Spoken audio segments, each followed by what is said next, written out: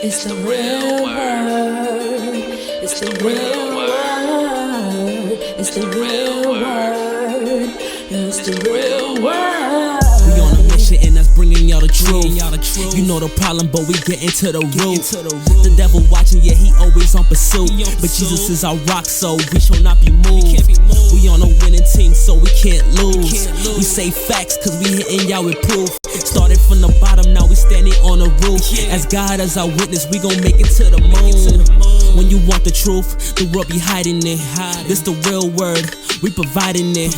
We got Acee, BK, Truth, Rick Star, and we plan to make a movie like it's Pixar.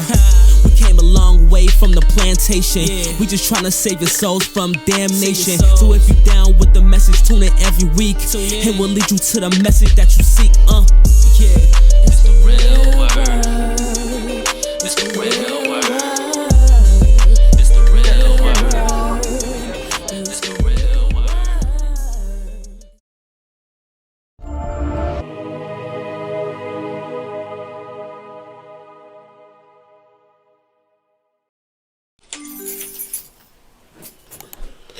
What's up, y'all? Welcome to The Real Word Season 6, Episode 21. We thank you all for joining us tonight. We thank everybody that's been watching, everybody that's been supporting. You can check us out on Facebook on www.facebook.com/TheRealWord7 or The Real Word Ministries Inc. on Facebook. You can also catch us on YouTube. That's www.youtube.com/TheRealWordTV. That's The Real Word TV on YouTube. You can catch us on Instagram at The Real Word Ministries Inc. That's at The Real Word Ministries Inc. on Instagram, or The Real Word Podcast on Apple, Spodify, Pandora, and Soundcloud. Also, you can catch us on the Brick Network every Tuesday and Thursday at 12 noon, 1 a.m., and 4 p.m. So you can check us out on the Brick Network. We on 3 times a day, 2 times a week. I'm here with my co-host. Introduce yourself, gentlemen. You already know it's the one and only AI in the building. Add me on Instagram, Acee Irving 11. If it's no 11, I'm going to just drink my tea because I know that's not me. And I'm here with my other co-host. Introduce yourself, gentlemen. Crying. Salute to each and every one of you guys. Alright, and we got 2 special guests. Well, we saved the best for last. We have a reoccurring guest. I'm a recurring guest, Jaquan. Jaquan, everybody in the club getting tips. And we have a very, very special guest. Introduce yourself, ma'am. Hi, it's Mercedes Narcisse, and thank you for watching us, and thank you for giving me an opportunity to be here. Thanks. Okay. So tell the people a little bit about yourself and what it is that you're doing. Well, I'm Mercedes Narcisse, and I'm a candidate for the 46th district, which cover Canarsie, Flatlands area, Georgetown, Bergen Beach, Mill Basin, Mill Island, Marine Park, Garrison Beach, and Shipshead Bay. I'm running for this position because I want to represent every single individual in my district. Wow. Yes. And that's actually my neighborhood. That's nice. Ironically enough, like, you know, I had dreams and aspirations of not only being someone as a figure in the community, but actually eventually running for political office. But I know it's going to take some time to build up to that. And I actually aspired to run for my own community. But in regards, we know Canarsie is a West Indian more so community, very diverse. But when it comes to Georgetown and Mill Basin, yes, it seems like majority of the money for the communities usually go there, and that's the problem because it's a very complex district. I've lived in Canarsie. Well, I've known of Canarsie for at least 23 years, and in the 23 years, there hasn't been. 23. No, I'm 33. I'm 33. I moved to Canarsie at the age of 10, and you know, I moved to Canarsie at the age of 10. I lived in Cobble Hill for a little bit, Fort Greene area. Then I lived in Bensonhurst, and then I moved back to the Floss, of course, you know, because I'm trying to plant some roots back in my own community. But since then, in those 23 years, nothing much has changed within the community. The schools have gotten worse, ironically, because we see. Say it again. Because we see Canarsie and South Shore have been divided into different academies, and it seems like majority of the money goes into the rich part of that district. Why? Let's hear your take on it. Unfortunately, the people that represent the district, they assume what's the best for us, but they never make the right decision for us. And like you said, the district is very complex. There's two sides of the district. I would say the tale of two districts. And one side of the district are well served, and the lower income part of the district underserved. We saw what happened during the height of the pandemic when everybody running. They end up in the ER, and the ER were overcrowded, so we lost a lot of lives because there's no community health center in the district, public community health center, and the hospital that serve us are way underfunded, and our people were not focusing. We don't have nobody to really focus about preventive care, to making sure that people are doing the right things. They rather blame the people that they're supposed to serve, because what the role of a government or even the city council is two things that you're responsible to do, that you can do to change a community. It's changing the policy, the law, and then as well as bringing the budget to the district and giving it to the right organization, the community-based organization, to do the right thing by the people you serve. But unfortunately, people that have been there for over 50 years seem like they don't see us, even though we become the majority of the district. We're 74%, and they're still treating us like we're not there. But now I think we well awake, and then we are here, and then we are about to say, and I'm glad that you said you're interested, because I want more young folks to be interested, and let's do it, because my time is to change things, to get people engaged, to bring the stakeholder to the table, and then for us to decide what we want. We want the same thing like everybody else. It's just like we're not getting that opportunity. And once you're giving us opportunity, you know what we do. We ride it. We know what we want, because I had the opportunity to raise 4 children, and all my 4, they do what they're supposed to do. But not everybody have the same opportunity. So the role of the government is to help those that cannot, not to take the money to put in your pocket or to share it with your friend. It's supposed to be for the government to do for the people. Shout out to Matthew Eugene. We see you. So I'm gonna touch what's right. So why? Because I'm definitely gonna vote for you. But why should someone vote for you?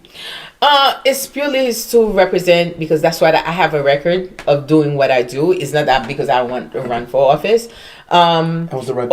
All the things that I do is to serve. Like I came to the district when I was 17 years old. Okay. My father was looking for opportunity. To Canarsie? Canarsie. Okay. My father was looking for, better school for us, and it was hard for me because communication, I could not speak the language, but through hard work, I was able to graduate from Tilden High. As a matter of fact, I'm probably one of the person that went to all the 3 high school, because we had 3 high school we could have gone, like South Shore. I took summer courses over there, and Erasmus. I took my basketball for free. I took my cooking for free in the evening, and then my base school was Tilden. Oh wow! So yes, so it was hard, but I was finding my way.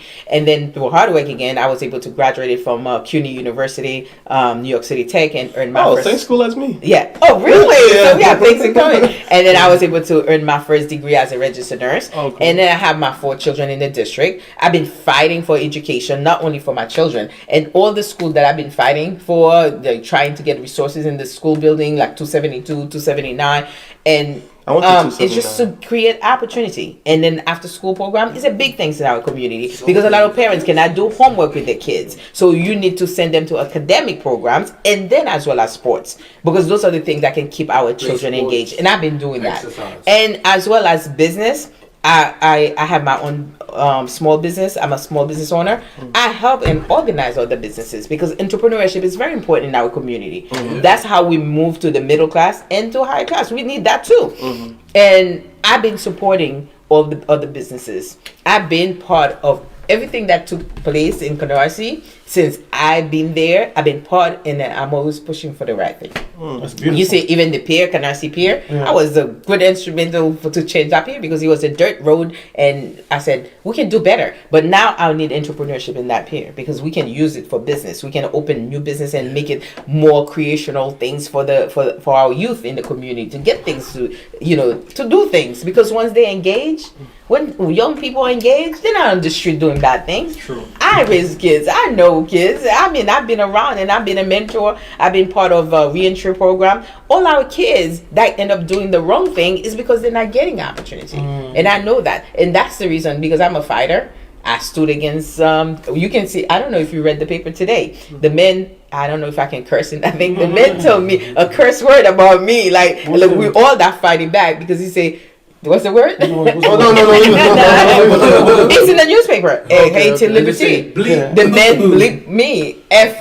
Us as women that want to fight. No, the three of us that decided because what happened during the pandemic, they usually ask you to have about 900 signature. Okay. But because of the pandemic, the legislature in Albany, the governor decided to say, okay, it's too much. Everybody's crying. We should not be asking people for vote going to the door because we're in the middle of a pandemic. So it decreased the 900 to 270. Wow. So now I can get 270. Everybody. Yes, seriously. So now, can you imagine this guy who have his own puppet he wants to put in place, decided to challenge our petition, like general objections. That means something is wrong, and I want to see what's wrong. Oh, so, the one that's already in office. The one that's been controlling for over 50 years since 1955. Never have a woman, never have black person, and any person that they in office. I think he's the one that chooses. Italian guy. Italian, yes. Yeah. You know the deal. I'm glad you know the deal. So that's what I've been fighting. And then now in the paper, he said to F us, like we the women that's standing up saying no to what you're doing because it's a pandemic.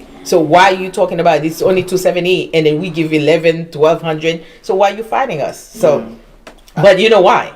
Because he wants you to drain your resources to prevent you from having a good fight on the ground, because he doesn't want to fight on the ground because he knows he's weak. Wow. So the only way he can transition or put people in is by not having candidate like myself that have the knowledge. I have to ask you a quick question.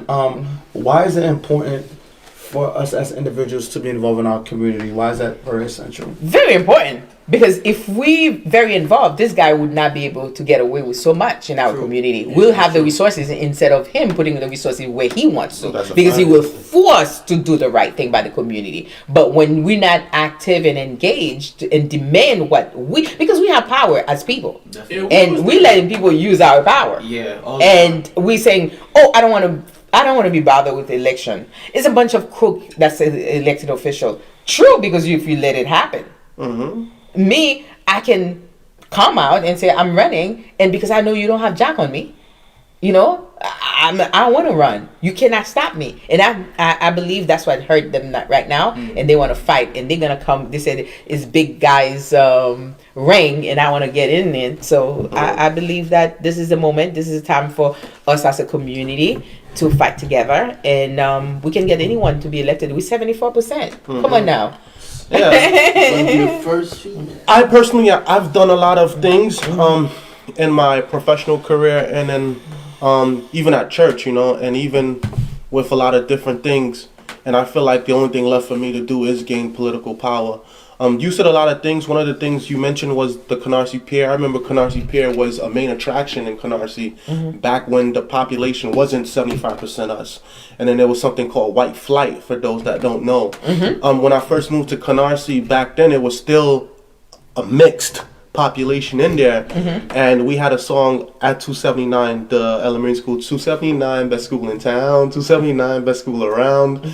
And during that time, Canarsie had great schools. It was very clean neighborhood. Canarsie was like the Mecca. It was like the Apamwen Hills of Brooklyn. Like, you ever went to California? They have Apamwen Hills where like all the affluent black people live. That's how Canarsie was at one point. But then, Flatbush people came in. I'm gonna keep it a buck with y'all. So, and with that, they brought in the crime, and it has been declining. It's been on decline for a while, and I would not say because of Flatbush that came in. I feel like the resources was, like you said before, was flying another direction. But if it was balanced out, we need level playing field. Because before we said Flatbush, because everyone that moved to Canarsie is looking for opportunity for better lives. And if the children and the youth had the right thing in place, we would not have the deterioration. If the resources was putting the sanitation, and we have elected officials that care enough and keep the energy going, keep the educational things going, talking and going to the school. And there's a lot of things that would not be deteriorated because the money is not spending where it's supposed to spend. That's the problem. So I would not say it's only Flatbush coming, because Flatbush is my peeps, and I love my peeps, and I truly believe if we have the right person representing us and guiding us, because that's their role of an elected official. But the only thing I can tell you, during the height of the pandemic, I was out there serving, and all of them went MIA.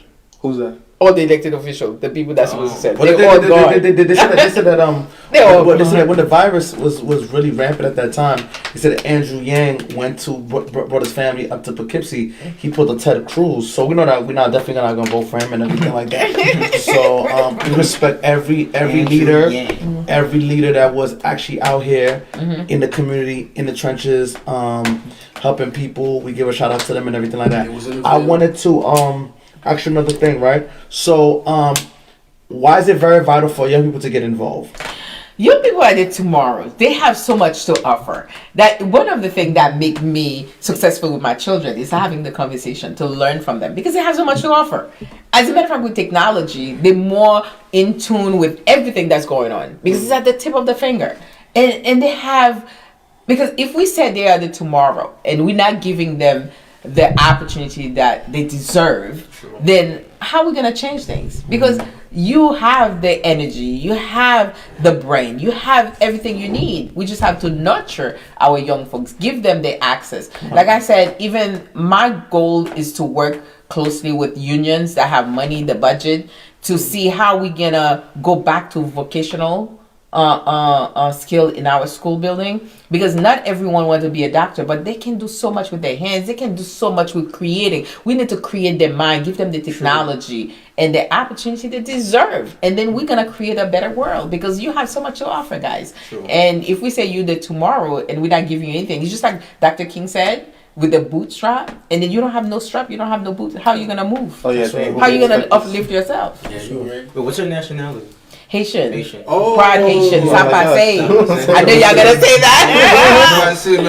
Most of us are Haitian too. No, I'm not. But I asked that because like I like to see that more in politics of like people of more Caribbean background. Yes. Like that's something as us Caribbean people we could relate to, and then we would be more open to listen to somebody in office. Anybody with Haitian background? Yeah, I'm Jamaican. Except for him, he's Jamaican. Oh, okay. So you know how we do business too, as a parent, as a mother.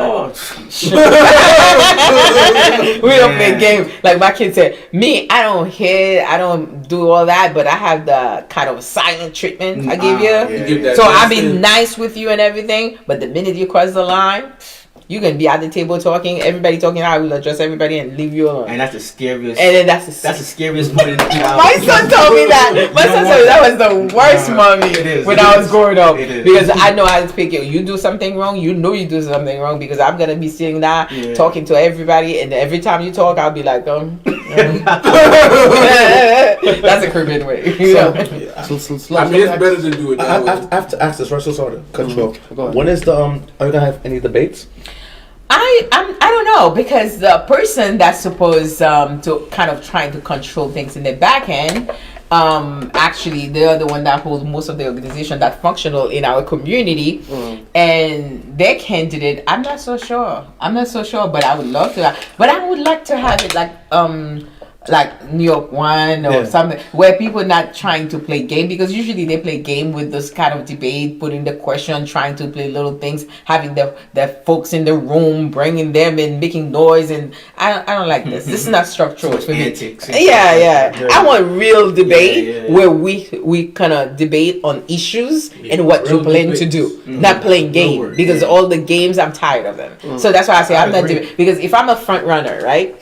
Why would I be wasting my time for me to sit down and where people gonna be playing, yelling and screaming? No, let's talk about issues. How you gonna address issues in the community? I'm interested in that, not interested in the gaming that they've been doing over the years. Yeah, because you remember they never have election; they've been having selection, and it's hard for them to swallow that. I've been forcing them. In 2013, I did the same thing. I forced them to have an election, and this time, thank God, with the support and people that I realized that I'm in business and I want to represent the community in a way that never been represented before. And like I told everyone else, I'm not I'm not trying to not representing anybody. I'm representing everyone. But my goal is to start from the bottom. And because the bottom, creating such a structure that it benefit anybody on the top too. But when you start the top, there's nothing falling at the bottom.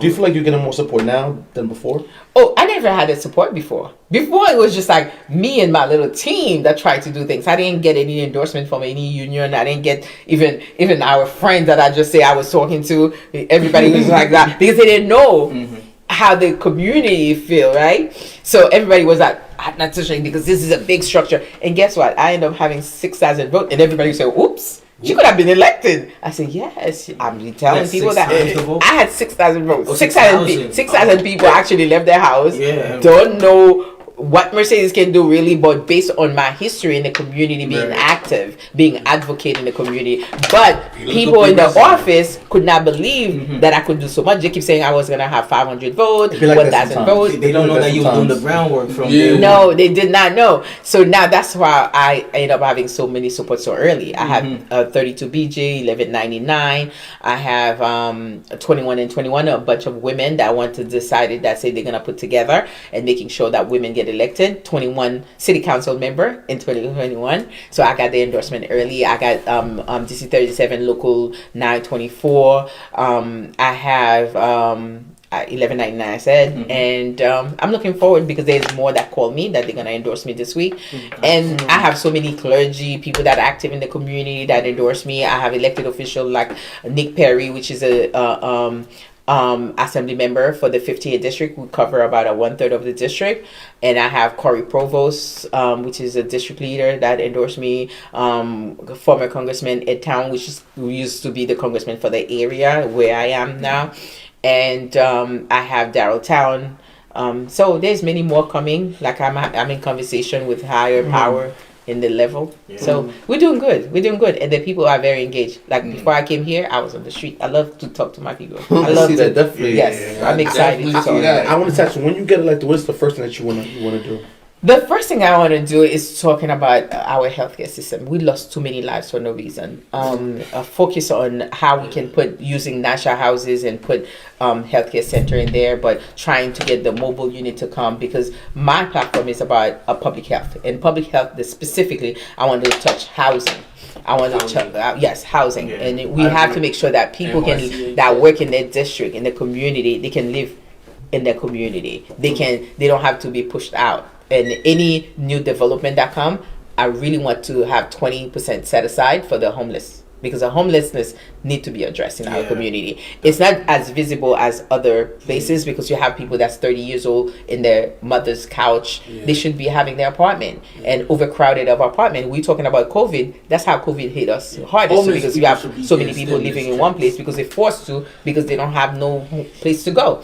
And that's one of the things. And then, like I said, education is very important to me, because we don't have money to leave our kids, but if their mind's working, and I'm talking to all the young folks, get the books, educate yourself, like Malcolm X. Just let if things get hard, but yes, Marcus Garvey, just if things get hard, remember you can read. And now with those things, there's so much, so much you can get out of them. So use it for the best of quality. Educate yourself, and keep on doing that.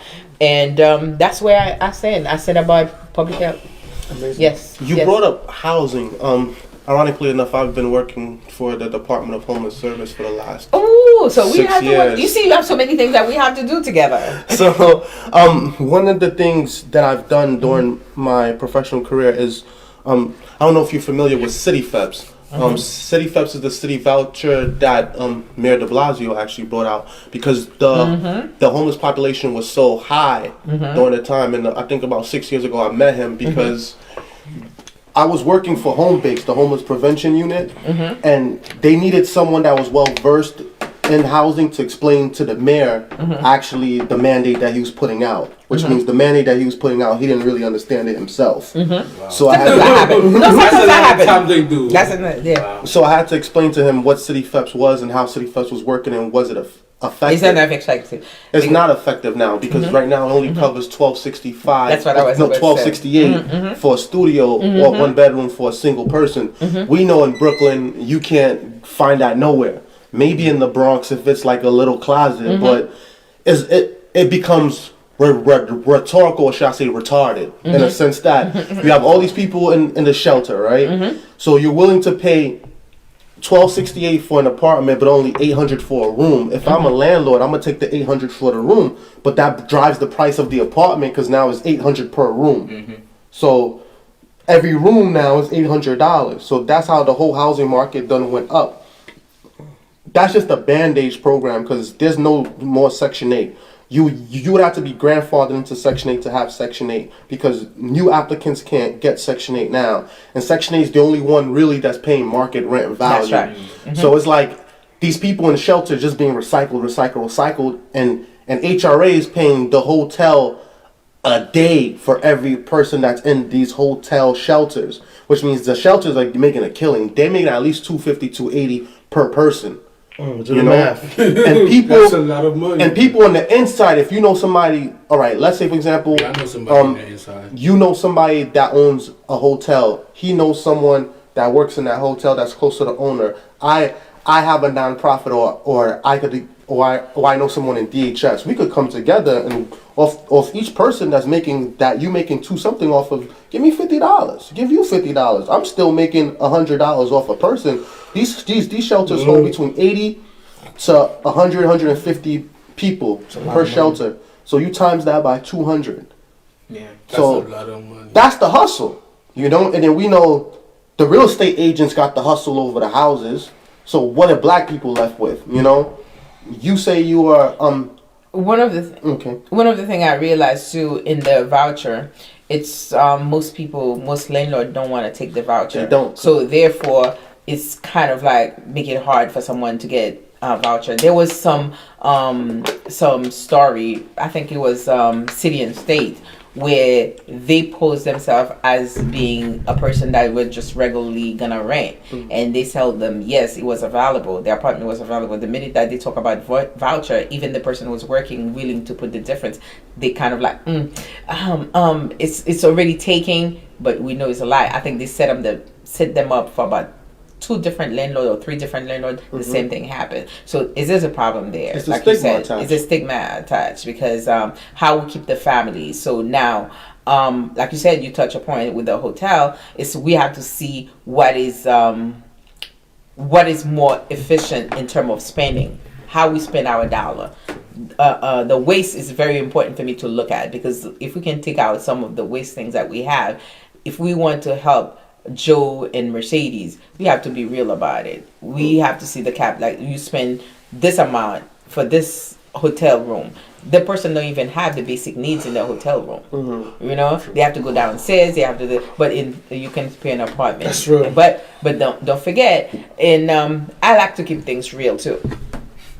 This is the real word. Yeah, but don't forget that we were dealing with a hotel crisis as well. Yeah. And do we need to close all the hotel? Just something to, That's true. Yeah. But even before the pandemic, like they were using hotels as shelters. I'm just saying, food for thought.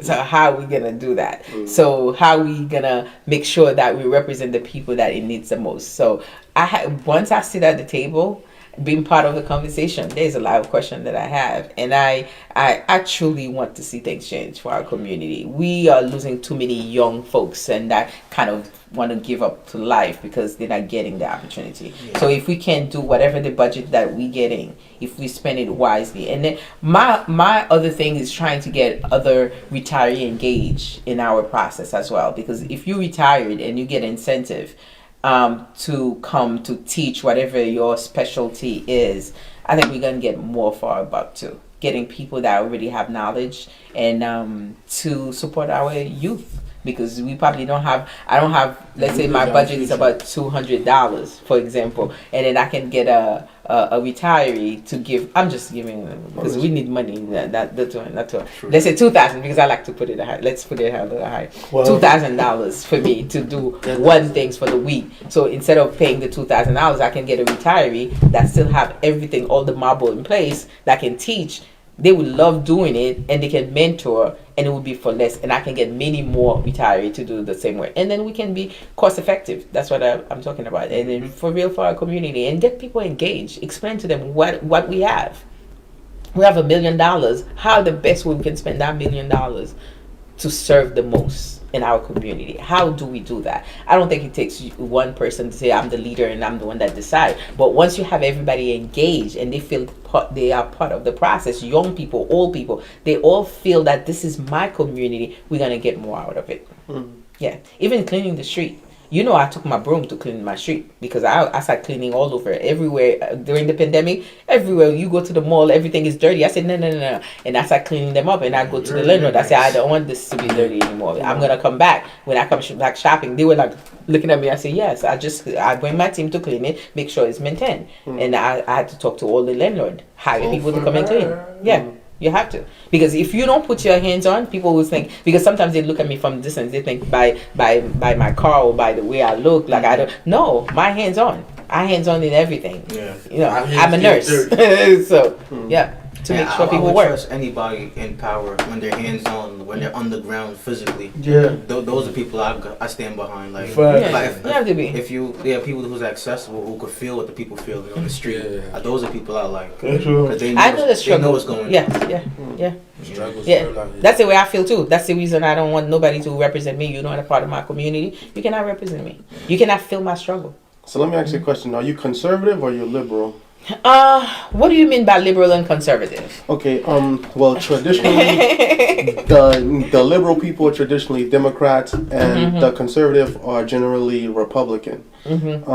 So are you Democrat or Republican? Are you running as an? I'm a Democrat, but I'm just saying that when you say liberal, in what? Because I'm a Caribbean woman that raised kids. I'm not gonna be liberal with you. In my house, we're gonna do it that way. But in terms of policies, liberal. Because I want to make sure that things are addressed, and then we are for the people that cannot do it for themselves, people that need the opportunities, that need a break. Sometimes you don't want people to do things for you. You need a break for that time, and then you give you that break. Let's say there's an apartment, and then guidance for job, retrain, reskill. Get people to go back and put whatever you need. Because for me, even raising my children, it's what you want to do. I cannot do it for you. What you want to do. Because the minute you pick what you want to do, you cannot be best at it. But if I'm trying to tell you what to do, when to do it, then it's a problem. True. Yeah. There's a lot of non-trust in politicians. And, yes. Something big that's in papers, we shouted him out earlier. That was Matthew Eugene, and he's one of the politicians that we work with personally. Like, for those that don't know, we have a 501c3 non-profit charity, and we was trying to get the non-discretionary funds. I'm not being a nurse there. I'm being like you guys, just ignore it. We didn't get the non-discretionary funds, and at the time, he kind of blew us off a little bit, and his thing was, oh, I don't got time. And then one day he saw me at the clergymen meeting at Borough Hall with what's his name? Shoot, I should know his name. With Eric Adams and all the other religious leaders. Like they invited all the big religious leaders in the community to that meeting. I'm not sure why they invited me. I'm just a small guy. But you're big. You're big in your knowledge and your understanding. So when he see me there, he said, "Oh, he said, "Oh, I didn't know you was in here." He said, "You should have told me. I would have gave you my real number." So then, wow. That's so crazy. I'll give you my real number. Why didn't you in the first place? It's because you was there. That's why you told you. I'll give you my. He had 3 different numbers. I guess I had to climb each step to the room. So at the end, did you get the money? No, we did not. And then it came out in the papers that he was giving the money to a different community. Outside of his district. That's what I read. Yes. And what's sad is he's not only a black man like me. He's not only someone that represents Brooklyn like me. He's not only a Haitian man like me. He's not only a man that's trying to help better people that look like him and me. That's the part that hurt me the most. Like, he let me down. Like, how when J. Cole let Nas down, he let me down, bro. but J. Cole never let Nas down. He just saying that, how he wanted just to be better. But Kenny also don't know how. Go ahead, brother. We're not talking about Kenny right now, man. We're talking about I'm talking about the press conference. We had a press conference about that, talking about but was he there to defend himself? No, he never came. I personally personally called him? I'm not, end of the day, bro, the only time I really met him was when I spoke at a church for, there's not going in a church, and my mom told me that they were very cordial, but we never connected and we never linked the way I've been linking with Mercedes. I've been going to her office like every other day, and she's been very personal. She's been very welcoming towards me when I met her through Kenny, which I like and I appreciate. But we called them out and we told him about himself, and he never denied anything about that. Here's the point I'm trying to make, right? Oftentimes with politicians, and this is what oftentimes make people worry about politicians, is that they will run on something, and then when it's time once they get into office, they switch up. And then they help those that don't need as much help as others. You're right. Even with Mayor de Blasio, because I've worked with Mayor de Blasio too. Like, same way how we sitting around in a circle, I sat in a circle with him too. And sometimes you'll talk to them and it's yes man, yes man, yes man.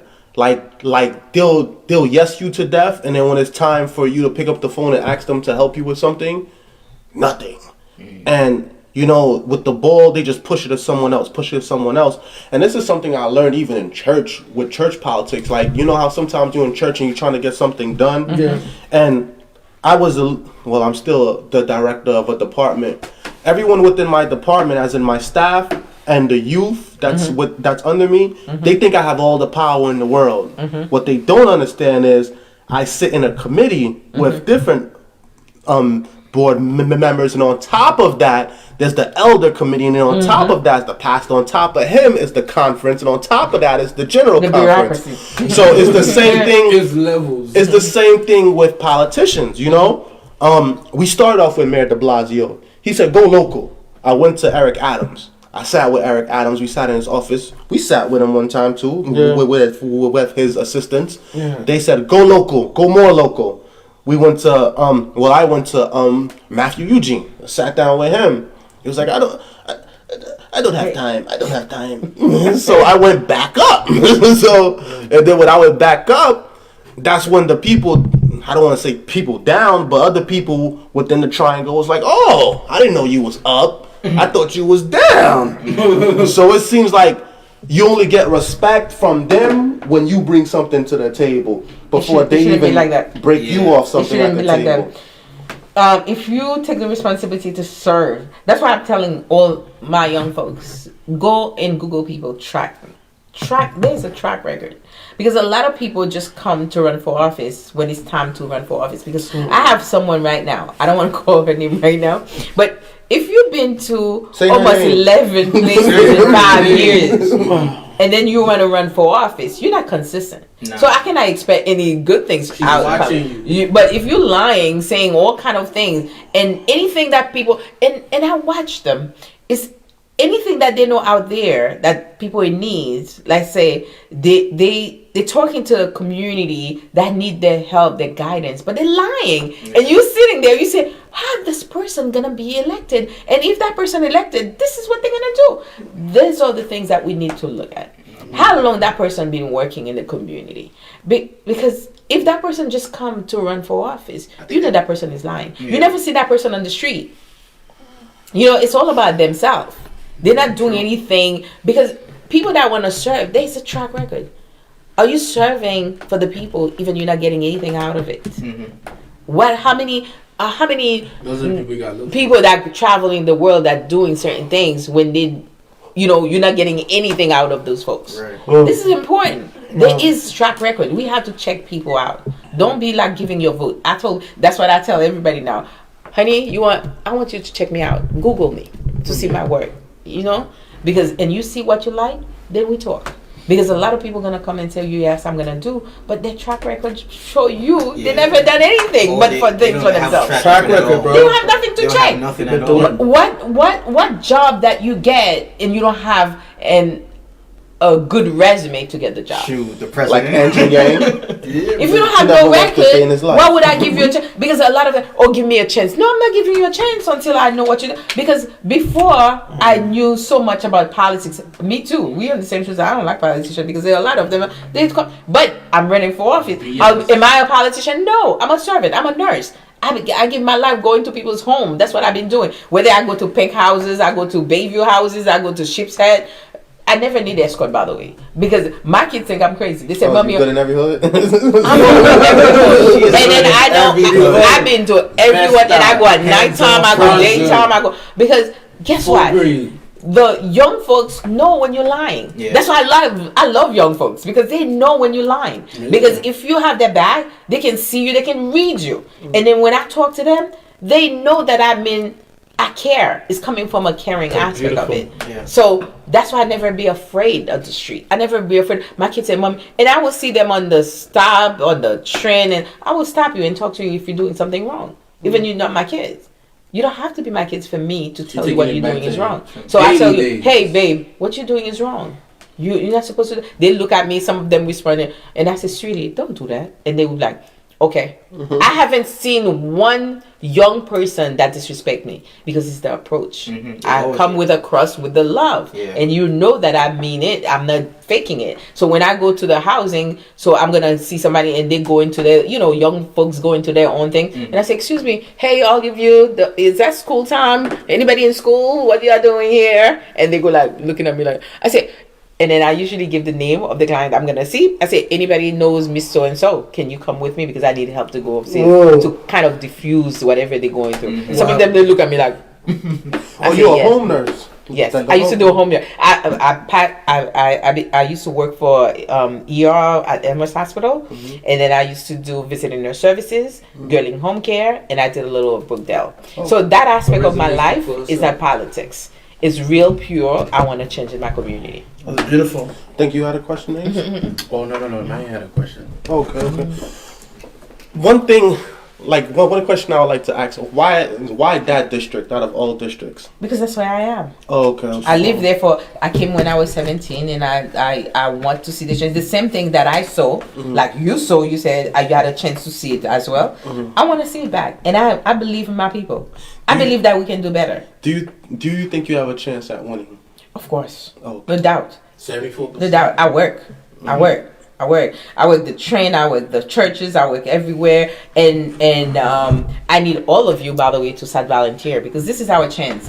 And I want to see where everyone in that district, if they choose to follow that path, we can create the opportunity. We can create the route. We can pave the road for real. So to open it, it should not be a group that been holding the community hostage for 50 years, and they think they know best for everybody else. Yeah.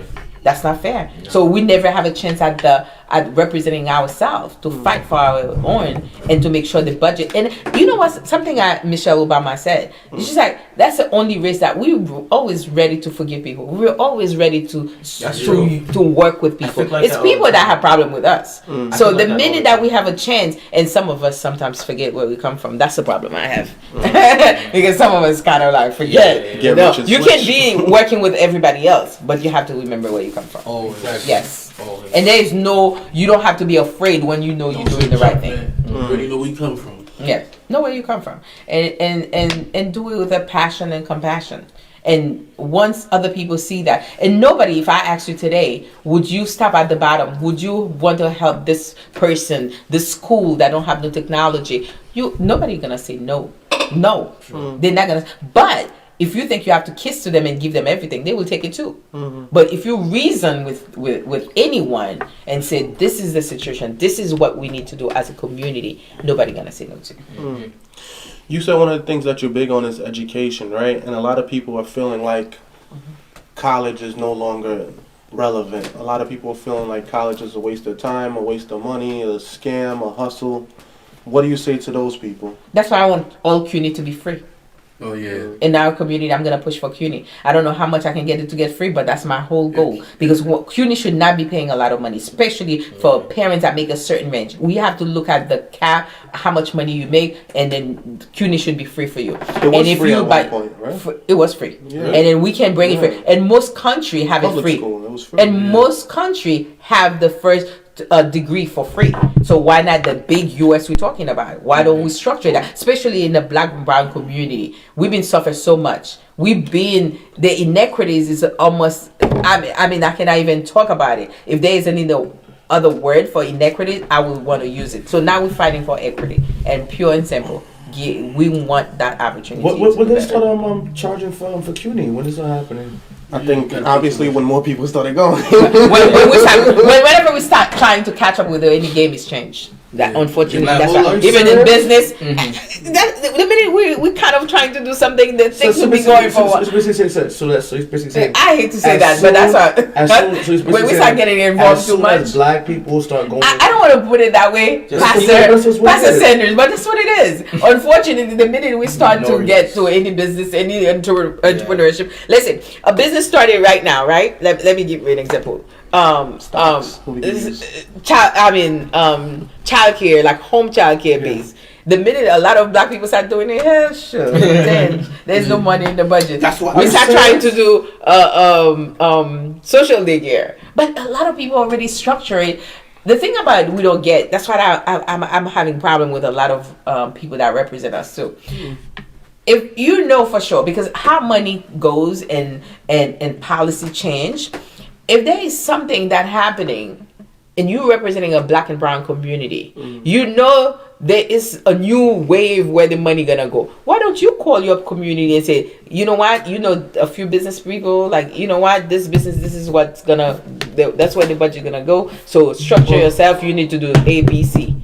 We don't have those kind of education. The structure before the business, we become aware of a business. The business already. That's the time the money finished drawing. And then they're trying to change, to close that door and open another door. You have to be smart. Speaking of that, sorry to cut you off. That's fine. Marijuana is about to be legal in New York, and as you can see, they've been saying that there's a lot of people that have the resources and that had the inside information. They've been preparing to open up dispensaries for a very long time and to make money off of it. I think that's what's taking them so long to even legalize. I think the people who knew what was coming, they was getting prepared. Like, of course, especially with the taxes. Unfortunately, we don't have the capital that we required for a lot of startup business. Those are the things that I want education. That's what I'm saying. Why the elected official are there for? I don't understand. Even you're not giving the person money, but give them knowledge, give them their understanding what's gonna happen. So that's how you grow people. Because how you telling me the marijuana going? We've been talking about it. You passing laws, we're making different laws, and the budget is there, and then you're not telling the people that have been affected the most. That's black and brown people for the marijuana. So I think every single penny that make off marijuana should be spending in the black and brown community, because our kids. Because I used to do a reentry program, and when those young folks talking to me, it was for marijuana. They go in the first time, and the second time they might do any stupid little thing again, and they go second time, and then 3 strike. Thank you to our Clintons and stuff like that. To our president. Wait, no, let's not jump over it. No, is that Joe? Yes, it was Joe. Joe was part of the concept. Money back Joe. Yeah. So that's what I'm saying. There's certain things. There's a certain. Sleepy Joe. Look at you. There's certain things, but we need Joe over what we had Joe for now. But to say the least, we just need to have people that represent us that's fighting for real. Because right now, we should be the black and brown community should be the one that having the money spent in reskill, the entrepreneurship, the structure. As a matter of fact, they should be working on how we can get money to start the company, to educate us, calling us in mass, because those people that have been affected, the community, because the data are there, the statistics are there. You know exactly who has been pulling on the side and putting in jail for those kind of marijuana things. So therefore, the minute we start talking about it, if we are real, we'll be calling a bunch of black entrepreneurs and tell them this is what's going down, and you need to train how many people we can educate, and talk to the bank. And then for me, the government itself can give you a loan with low interest, which is we have it, but how many black people getting it? That's a problem too. So SBA. Now, if you SBA, shout out to the SBA. So now, how many of our young folks that want to be part of the startup company, let's say to have a share in the company or many shares in the company and to start it. Then you're talking about it. I've been trying to sell shares in my real estate company for years, but these people, maybe they think I'm like Jay Morrison or something. I feel like the government, like the same people that they locked up for crime, not for crime, but the same people that they locked up for weed, I feel like they should release them once they legalize weed and then you give them a little loan for them to start up their own maybe weed dispensary or as a reparation. As a reparation or something. They should be clearing their record. Definitely. Once it's for weed, they should be clear automatically. They're already doing that. No, I'm saying that's what I'm saying. Expunge everything, and then some of them started with the weird things, and then they end up doing a little whatever else extra. So that's already the second strike, right. And then you have the third. Then all those we have to see the original crime where it started, and if the next crime, whatever what they call the first, it was not a crime to start with. Let's step back because marijuana should not be a crime. And the second, whatever else, how are we going to clean it up? Yeah, it should not be a crime because they put it as a crime. Because cigarettes should be more crime than alcohol. So how can something carcinogenic? That's why I never understand that one. That one is just this thing is ridiculous, man. It's ridiculous. And they said the most legal way to kill somebody is to give them cigarettes. Yeah. To give them cigarettes as a gift. So I would rather, I don't do any of them, but I would think that marijuana should not be a crime because when I'm seeing so many young folks that their lives affected because the first thing was for marijuana and then they fall into the system, whatever else, they drag them in and lock them in. And that was wrong. That was wrong. You have a record, also on a medical aspect, like I feel like it would do wonders for people who got like glaucoma or seizures. Yeah, like for instance, my brother, like he gets seizures, and I feel like epilepsy. Yeah, and I feel like cannabis will do wonders for him as opposed to the medication that he takes that's provided to him via the doctors or whatever. It changes his psyche, and he knows that too. Like it would change his behavior and everything. So in that sense, it's illegalized. So tell him maybe that he can try it. No, I'm gonna hook him up. I'm gonna hook him up. I'm gonna research. Make sure the doctor is in agreement with it because as a nurse, I'm still science, so I'm not gonna promote it totally. So once the doctor agree with it, then once I find the specific thing I'm looking for this case, I'm definitely gonna do research and I'm further on in it. Go to the library, get whatever you can get in Google. I might start a whole business off of it. Why not? Why not? If it's working, why not? Why not? Yeah, and it doesn't have long-term effect. I'm not saying everybody go out there and smoke marijuana. That's not the point. The point is, no, seriously. I in my time, I could have easily smoked like crazy because I went to Tilden High. Come on now, in the 80s, come on. And marijuana was just like, everything. But you choose people that want to. No, I'm not gonna promote any of that, including marijuana. But if you want to smoke it. Hey. But don't do anything else because the crack, you know what it does. Of course, don't do pills. No pills on. But don't do marijuana. But if you have to do it, make sure that you regulate yourself and make sure you don't take too much of it when you're going to work either. To get out and work, and then make sure it's the right thing. Yeah, that's awesome. That's awesome. Yeah. I wanted to ask you when you're doing your tenure as a nurse, how was that experience for you? Being a nurse? Yeah. I love being a nurse. As a matter of fact, that's why I still practice as a nurse in the medical office. We have a medical. You haven't been in my medical. No, I've only been. My husband is a gastroenterologist, so we still have. I help out, and I still practice like going overseas. We have a medical clinic in Caracol in Haiti, the northern part of Haiti, and. You from the north? No, actually, the funniest things, I'm in the south too. Okay. Because we have a school that have 450 kids in the south, and then in the north, I'm in the medical team because I have two medical mission. Two mission that I deal with, educational and health. And I go like twice a year. I used to go to Haiti. Unfortunately, with what's going on, the security things, I cannot go, and we miss the kids because the kids love when we go because you know what I do when I get there. We party, we eat, we have fun with them, and then if If they used to have one piece of chicken, they have two. You know what I mean? So the kids, I miss them. Two And pieces can I of chicken get is like 10 to them. two? You know what I mean? So they know they get extra because the minute we get this, they say I get more, and I'm like saying, and I had to go talk to the staff in the kitchen and say you have to feed the kids because they beg and talk. And so I go to DR, to Bate, where they put the Haitian that don't have no papers and the whatever.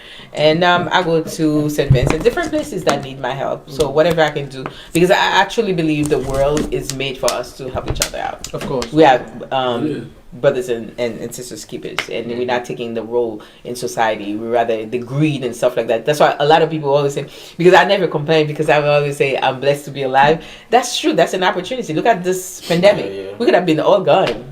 Young, old. So the thing don't stop. Yeah, it can take you out in a minute. That's a fact. You know what I mean? So therefore, once you help, whenever I help people, I feel much better. As a matter of fact, even just doing it. Yeah. When you help somebody, you always feel. It's better. very You just rewarding feel, to me. Yeah. You feel always feel better. We're down to the last 7 minutes. So, any closing thoughts you'd like to leave them off with? Remember, you got told them to vote. Yes, that's what we're gonna get good. We're gonna do. Yes. She's stamped. Just know that. Hands off policy when she comes through. Yeah. Brownsville, Flatbush. No. 46 cover. Oh, 46. Canarsie. Flatlands. Georgetown. Bergen Beach. And Mill Basin. Mill Island. Marine Park. Garrison Beach. Shipshead Bay. Wow. Yes. That's a large district. It's over 167,000 people. So not Coney Island? No. No Coney Island. So I'm telling you, all my brothers and sisters that watching, and all my young folks, come out and vote, because this is important. This is for us. So you can check me out on my website, www.mercedes4nyc.com. And the vote is on, it's if it Mercedes-Benz. It's only one Mercedes, as a matter of fact. Let me be your number one. Mercedes. Mercedes for Yes. The only Mercedes. Give me your number one. You're always going to be my number one. And I'm a worker. Check me out. Check my record. And see, I have a video, as a matter of fact, that tells my life journey, that tells you very much about me and what I have done in the community. So I'm a community person, and I'm not a politician, I'm a servant. I know politicians just flip whatever they want, most of them, not all of them, because you still have some politicians that really want to do the right thing. I don't want to knock people out, but those that are not doing the right thing knows that it is time to do the right thing. And especially after this pandemic, we're going to need people with heart, because that's the only way we're going to do better as a community. And when should they vote? November? June. No. We have a primary. Early voting is June 12th to the June 20th. And then on the 22nd is the last day for voting. So I'm waiting at the poll, and I need volunteers. So you can call us at 347-455-2119. One more time. And our office, 347-455-2119. And our office is on 9203 Flatlands Avenue, right across from Guarino. You will see us, Mercedes Narcisse. It's a pleasure, and I appreciate that. It's a cool show. Where can they vote? The only thing we only have water to drink. Let me stop. You want it, son? You know you was on that time. So I appreciate you guys. It was a pleasure. I mean, I really appreciate the pastor. You're the best. Where can they vote for you? Huh? Where can they vote for you? They can vote for me on whatever the poll, because they are signed poll. They will give it once you're a registered voter. And if you have not registered, you can come to our office too, 9203 Flatlands Avenue. We'll register you. And they will send you a card to tell you, because if you live in Canarsie, more likely for early voting is going to be IS-68. That's on 82nd and Flatlands.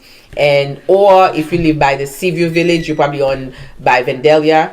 And if you live in Mill Basin, it's going to be by Avenue N and 54th.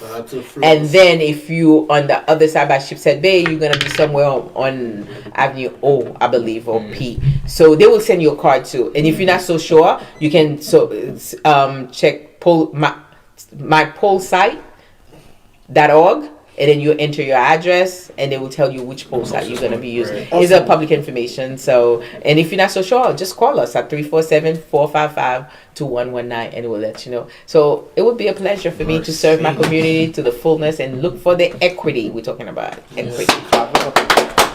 Thank you.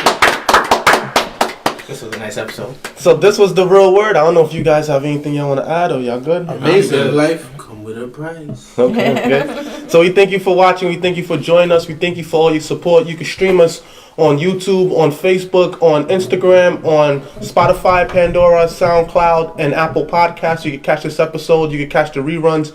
You can also catch us on the Brick Network. This will probably be on TV 3 weeks from now, I believe.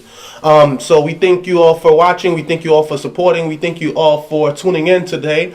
And remember, we wouldn't be anything without you. If you want to donate, you could donate at our official website at www.therealwordministriesinc.org. That's therealwordministriesinc.org. Or you could donate straight off your phone to our Cashapp, $therealwordinc. That's $therealwordinc, or on PayPal Giving Fund. If you like to shop on Amazon, when you shop on Amazon and you check out, you could donate to The Real Word. We are 501c3 non-for-profit public charity. So you want to close out, Pastor, with a prayer? Father, continue to order our steps and keep us in your presence. In His name we do pray. Amen. Amen, For amen. next week episode. Vote for Mercedes. Don't forget, guys. Stay Mercedes. tuned for next week episode. It's gonna be real nice. It's going to be real spicy. Real hot. Trust, we're going to get straight to the point. It's the real word. It's the real